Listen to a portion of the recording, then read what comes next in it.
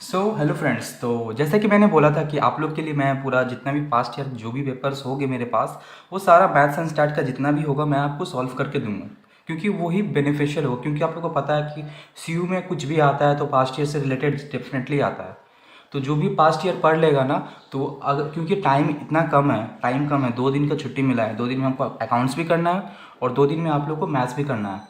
तो फिर टाइम कम है तो ऑब्वियसली हम हर एक सम्स प्रैक्टिस नहीं कर सकते हैं मैथ्स का और ना ही अकाउंट्स का। ठीक है ना।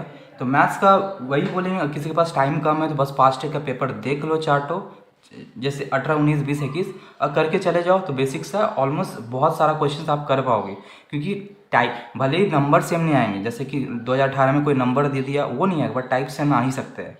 ठीक है ना। तो इस वीडियो में स्टार्टिंग हम सोचे हैं कि चारों सब्जेक्ट, ये चारों ईयर का हम स्टार्ट मतलब बनाएंगे, चारों ईयर का हम सॉल्व करेंगे। बट स्टार्ट में अभी कर रहे हैं इस वीडियो में, पहले हम 2018 का प्रीवियस ईयर क्वेश्चन का मैथ एंड स्टैट्स का सबसे पहले हम मैथ सॉल्व कर रहे हैं। ठीक है ना। तो जैसे कि आप लोग देखोगे अपने स्क्रीन पे, तो ये आपका 2018 का पेपर है, 2018 का पेपर है। ठीक है ना। ये बिजनेस मैथ्स का। तो सबसे पहले अभी हम मैथ्स सॉल्व करेंगे, स्टैट्स बाद में करते हैं, पहले मैथ्स। ठीक है ना। ये ग्रुप ए है। जैसे कि आप लोग पता है कि मैथ्स जो होता है आप लोग का 2 ग्रुप में बटा रहता है। एक में 20x2 आता है क्वेश्चंस, और एक ग्रुप रहता है जिसमें आपको 4 मार्क्स का क्वेश्चंस रहते हैं और जो कि 10 करने पड़ते हैं, तो टोटल 80 हो जाता है। ठीक है ना। नेगेटिव मार्किंग ऑब्वियसली है, करोगे तो 25% मार्क्स कटेगा। परसेंट याद रखना, जितना मार्क्स का क्वेश्चन उसका 25%। ठीक है ना। जैसे कि ये 2 मार्क्स का क्वेश्चन है, 2 मार्क्स का क्वेश्चन को एक गलत करके लिख के आ गया, इसका 25% कितना होगा? 0.5। तो 0.5 आपका कटेगा। अगर 4 मार्क्स का कोई रॉन्ग कर दिए, 4 मार्क्स का रॉन्ग कर दिए तो पूरा पूरी 1 मार्क्स कटेगा आप लोग का, पूरा पूरी 1 मार्क्स, क्योंकि इसका 25% 1 होता है। ठीक है ना।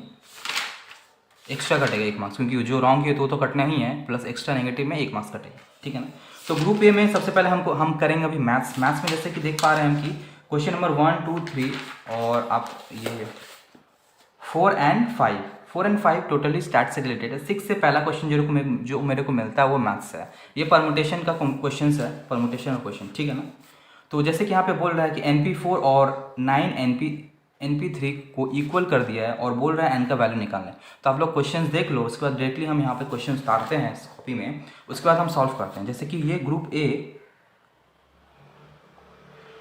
का अगर हम क्वेश्चंस लिखिए तो क्वेश्चन नंबर 6 है, जहाँ पे लिखा हुआ है कि NP4 is equal to 9 NP3, जिसको ऑब्वियसली देखो ये फास्ट और कर सकते हैं, बट सबको हमको समझाना भी है तो हम थोड़ा डिटेल्स में जाएंगे। तो कोई ये मत बोलना कि भैया आप इतना लेंदी कर रहे हो, तो किसी को जल्दी करना है ना, अभी समझाना है।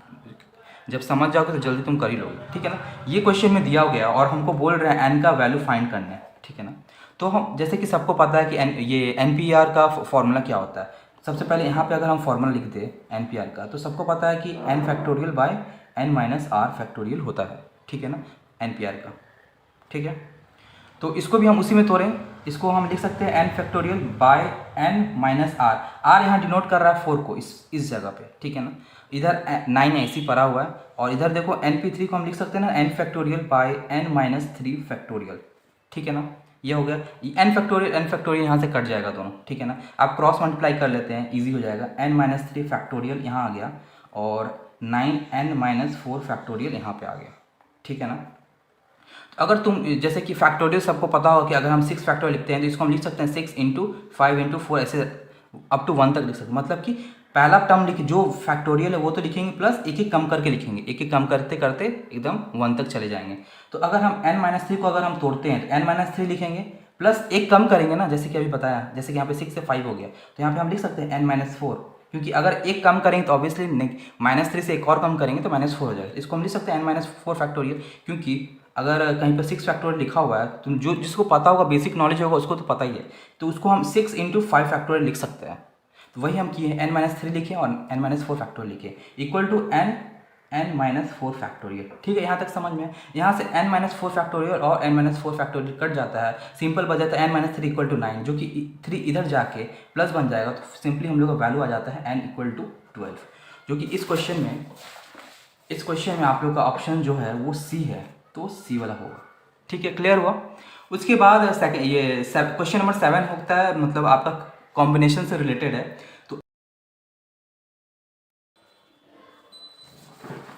तो चलो नेक्स्ट क्वेश्चन के पढ़ते हैं, ठीक है ना। तो पहला क्वेश्चन ये हो गया ना, दूसरा क्वेश्चन 7 है। तो 7 में जहाँ बोल रहा है कि NC7 इक्वल टू NC11 है, तो n का वैल्यू निकालना है, ठीक है ना। तो यहाँ पे क्वेश्चन नंबर 7 में क्या बोल रहा है, NC7 इक्वल टू NC11 है, इसका वैल्यू निकालना बोला। तो भैया इसका इस टाइप का प्रॉब्लम में सिंपल वैल्यू होता है क्या, n का मतलब ही होता है दिस प्लस दिस, ठीक है ना, मतलब कि 18।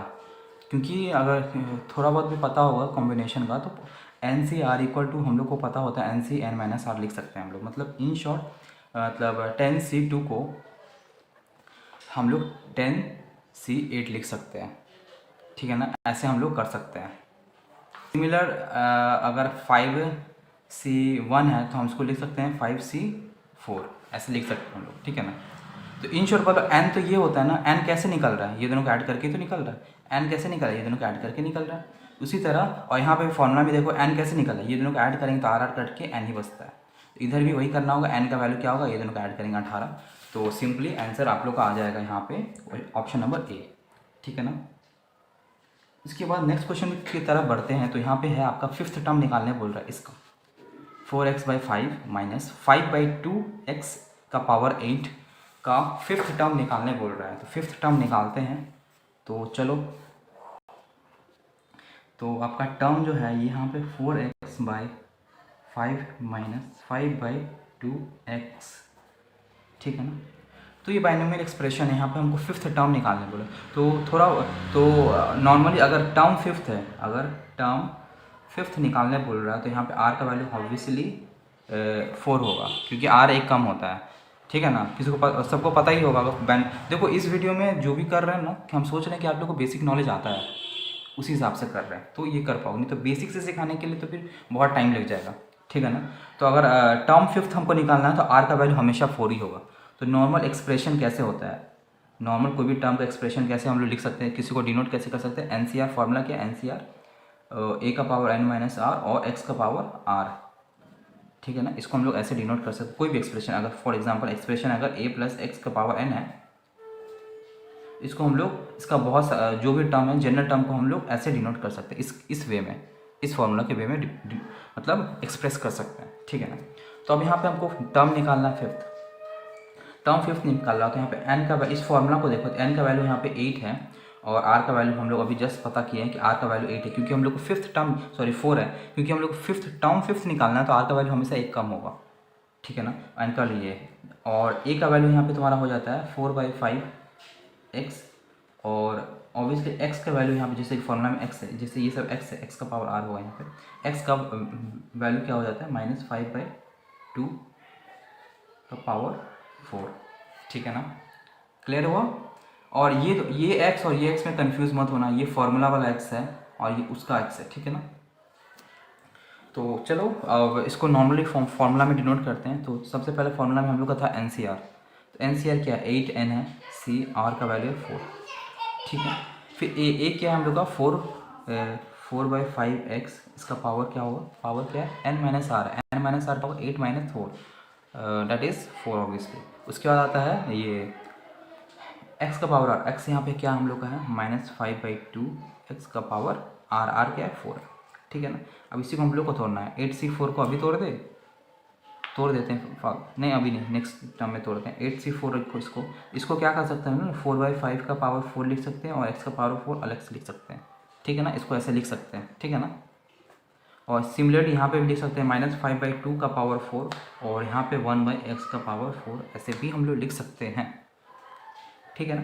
तो इसके बाद आ जाता है 8C4 और इसको हम लोग क्या कर सकते हैं, इस वाले को हम लोग डायरेक्टली ऐसे तोड़ दो ना, 4×4×4/5 तो 4x से लिख दो, कोई दिक्कत नहीं है। और यहाँ x का पावर 4 लिख दो और इसको क्या कर सकते हैं ना, 5×5×5×5×2×2×2×2 ऐसे लिख दिए। और यहाँ पे इसको हम लोग क्या कर सकते हैं, 1/x का पावर 4 लिख सकते हैं, जो कि ये और ये कट जाता है। यहाँ से 5 वाला 4 तो 5 कट जाएगा, 2×4 4×8 2×16 16 कट जाएगा 4×4 करके, ठीक है ना। तो हम लोग का हो क्या जाता है, आप 8C4 को डायरेक्टली तोड़ो, 8 factorial by 4 factorial into 4 factorial, ये होता है, इंटू यहाँ पे 16 बचा हुआ है, ठीक है ना। 8 फैक्टोरियल को लिख सकते हैं ना 8×7 × 6 × 5 × 4 फैक्टोरियल बाय 4 फैक्टोरियल इंटू ये वाला 4 फैक्टोरियल का ये हम लोग का फैक्टोरियल पता है ना, 4, अगर 4 फैक्टोरियल तो 4 into 3 into 2 into 1 up to 1 तक हम लोग को मल्टीप्लाई करना पड़ता है। 4 3 12 दोनों 24, इसको 24 लिख सकते हैं, ठीक है। और ये 4 को काट दिए, ठीक है ना।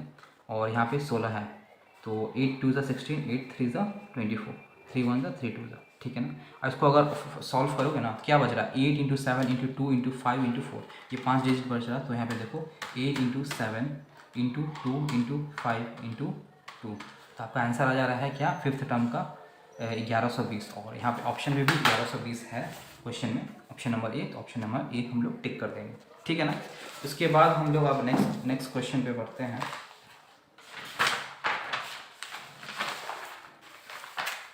ठीक है ना। तो आप लोग का नेक्स्ट क्वेश्चन क्या है, नेक्स्ट क्वेश्चन यहाँ पे ध्यान से दो। यहाँ पे जो आपकी यहाँ पे क्वेश्चन क्या है ना, log 4x log base 4x है और log बेस 2x है, इसका वैल्यू 6 दिया हुआ है। तो हम लोग को x का वैल्यू निकालना है, ठीक है, हम लोग निकालना है x का वैल्यू। तो चलो ये वाला सम भी कर लेते हैं, कोई दिक्कत नहीं है, बड़ा ईजी सम्स है। तो ये क्वेश्चन नंबर मेरा हो जाता है 9, जहाँ पे यहाँ पे क्या है ना, log है 4 है x है प्लस log है बेस में 2 है x है इक्वल, इसका वैल्यू है 6 है, ठीक है ना।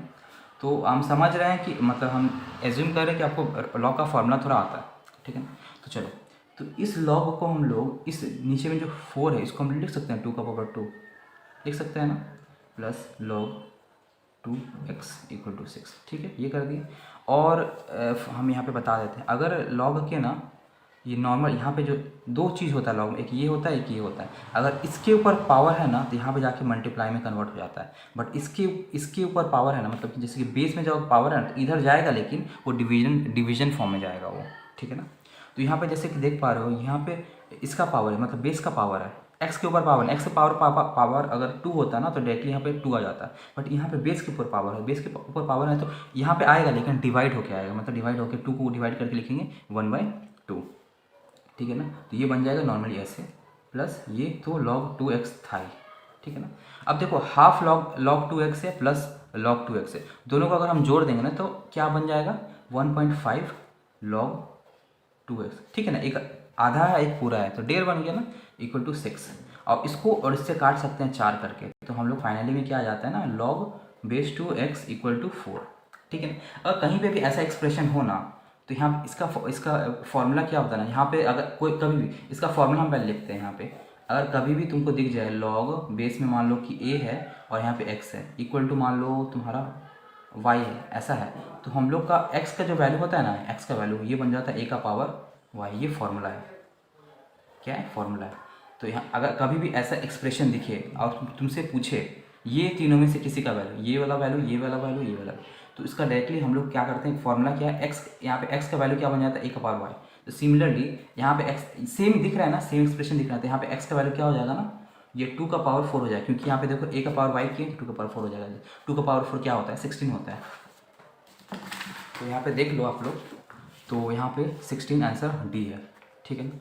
उसके बाद नेक्स्ट क्वेश्चन बढ़ते हैं। नेक्स्ट क्वेश्चन भी लॉग का है। लॉग में आप लोग का 3 क्वेश्चन आता है, एक 4 मार्क्स में आता है और 2 छोटा क्वेश्चन आता है 2 मार्क्स में, ठीक है ना। अब क्वेश्चन नंबर 10 में क्या है ना, log बेस 25x है इक्वल टू -12 है और वैल्यू निकालने बोलता है x का, ठीक है ना। ये भी बड़ा ही आसान क्वेश्चन है, ठीक है ना। तो करते हैं, क्या बोल रहे हैं यहाँ पे, क्वेश्चन नंबर 10 log 25 है, x है इक्वल टू -12 है, ठीक है ना। अब हमको वैल्यू निकालने बोला है x का, ठीक है। अभी जस्ट बताया कि बेस को, इसको हम लिख सकते हैं 5 का स्क्वायर लिख सकते हैं ना, 25 को इधर -12 लिख दिए, कोई प्रॉब्लम नहीं, ठीक है ना। और ये वाला 2 कहाँ जाएगा पता है तुमको, इधर जाएगा, हाफ बन के जाएगा ना, log 5x इक्वल टू -12, ठीक है। क्लियर हुआ, क्योंकि ये वाला बोले ना बेस का पावर इधर हाफ, मतलब उल्टा जाता है, डिवाइड हो के जाता है। तो इधर देखो हाफ और हाफ कट जाएगा ना, लेकिन यहाँ पे माइनस रहेगा, तो हम लोग का यहाँ पे क्या बन गया ना, log 5 के power x, sorry base 5x equal to उसका वैल्यू हो गया -1, ठीक है। अब देखो, अब पिछले सम्स में भी ऐसा ही सेम था, जहाँ पे हम लोग को पता है x का वैल्यू क्या हो जाएगा ना, 5 का पावर -1 हो जाएगा, डायरेक्टली ऐसे लिख सकते हैं। क्योंकि अभी इसी में बताएंगे कि अगर कभी भी ऐसा हो तो x का वैल्यू क्या बन जाता है, a इधर चल जाता है और ये वाला चीज़ पावर में चल जाता है। सिमिलरली यहाँ पे भी हुआ, x बन जाएगा यहाँ और ये वाला चीज़ क्या बन जाएगा यहाँ, और ये वाला चीज़ पावर बन जाएगा, ठीक है। सिमिलरली फॉर्मूला है। ठीक है ना। एक्स का वैल्यू 5 का पावर माइनस होना है, तो इसको हम लिख सकते हैं एक्स का पावर ऐसे 5 का पावर 1, मतलब 1/5 आंसर आया। ठीक है ना, क्योंकि इंडिसेस में क्या होता है ना, अगर तुम्हारा ऐसे है एक्स का पावर 2 है तो हम लोग इसको लिख सकते हैं, नहीं एक्स का पावर -2 है तो इसको हम लिख सकते हैं एक्स का पावर 2 ऐसे। अगर मतलब डिवाइड से ऊपर गया ना तो पावर माइनस में चल जाता है। इस सिमिलरली अगर माइनस में है ना, माइनस में है तो अगर हम 1 लिखे ना तो ये जो साइन होता है ये प्लस में चेंज, मतलब उल्टा हो जाता है, प्लस है तो माइनस में हो जाएगा, माइनस है तो प्लस में हो जाएगा। सिमिलरली एक्स का वैल्यू क्या आ गया 1/5। तो यहाँ पे देख सकते हो कि आप लोग का जो 10 का क्वेश्चन है इसका जो वैल्यू है ये 1/5 है। ठीक है, उसके बाद क्वेश्चन नंबर 11, 12, 13, 14 और 15 ये टोटली स्टैट्स से रिलेटेड, तो अभी नहीं इस वीडियो में नहीं, इसके नेक्स्ट वीडियो में बताएंगे। ठीक है ना, उसके बाद क्वेश्चन आ जाता है डायरेक्टली हम 16 पे चलते हैं। 16 में क्या बोला, कितना टाइम लगेगा जब एक मनी, जो भी मनी हम डिपॉजिट किया वो ट्रिपल हो जाए, ठीक है ना, 3 गुना हो जाए, और कंपाउंड इंटरेस्ट 6% है और पेएबल हाफ ईयरली। ठीक है ना, तो जैसे कि यहाँ पे क्या बोलना चाह रहा है कि अगर हम प्रिंसिपल मेरा अगर 1 है तो अमाउंट 3 रुपया हो जाएगा। ठीक है, यही बोला कि मतलब अगर प्रिंसिपल हम अगर x माने तो क्या हो जाएगा, मेरा अमाउंट 3x हो जाएगा, कितने टाइम पे, टाइम को हम लोग कंपाउंड इंटरेस्ट में n बोलते हैं। n का वैल्यू 0 दिया हुआ है, मतलब नहीं दिया हुआ है, और r का वैल्यू यहाँ पे 6% दिया हुआ है, लेकिन वो हाफ ईयरली है, तो हम लोग डायरेक्टली क्वेश्चन में यूज़ करते हैं r/2, क्योंकि हाफ ईयरली है ना, कंपाउंडेड हाफ ईयरली है तो हम लोग r/2 यूज़ करते हैं। और n में हम लोग ये हाफ ईयरली ना, तो n में हम लोग 2n इंटू 2 कर देंगे, मतलब फॉर्मूला बन जाएगा। अगर हाफ ईयरली है तो कंपाउंड इंटरेस्ट का फॉर्मूला क्या बन जाता है, a = p1 + r/2 का पावर 2n, ये फॉर्मूला बन जाता है। ठीक है, अगर कंपाउंडेड हाफ ईयरली है। तो सिमिलरली a का वैल्यू क्या अभी हम बोलें कि 3x है, 3x लिख दो, p का वैल्यू x है, और यहाँ पे 1 + r क्या था 6/2 करेंगे तो 3 ऑब्वियसली आ जा रहा है, और 3/100 करोगे तो 0.03 आ जाएगा, इसका पावर 2 का पावर n हो जाएगा।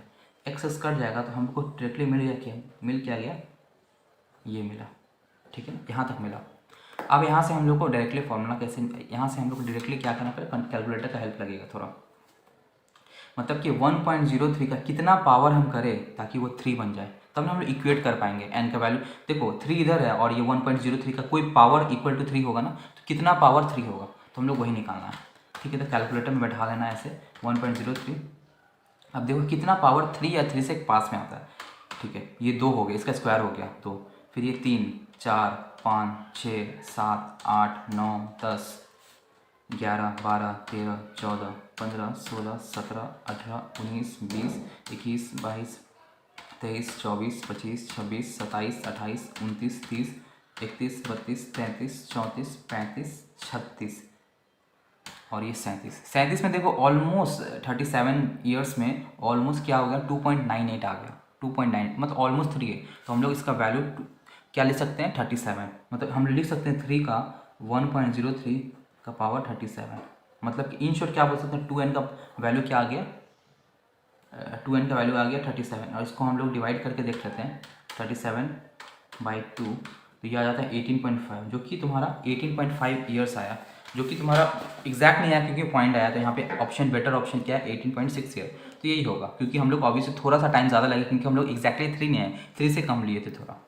तो क्लियर हुआ ना कि इसी हिसाब से हम लोग ज़्यादा चीज़ करना है, कैलकुलेटर के हेल्प से हम लोग आराम से कर सकते हैं, क्योंकि हम लोग कैलकुलेटर के हिसाब से निकालना पड़ेगा 1.03 का कितना पावर करे वो 3 के बराबर हो। तो अभी हम कैलकुलेटर में करके दिखाने कि 37 करने, पावर अगर 37 करते हैं तो ऑलमोस्ट 3 आ गया, तो मतलब कि इसका वैल्यू 37 है, और 37 से हम लोग निकाल दिए 18.5 ईयर्स।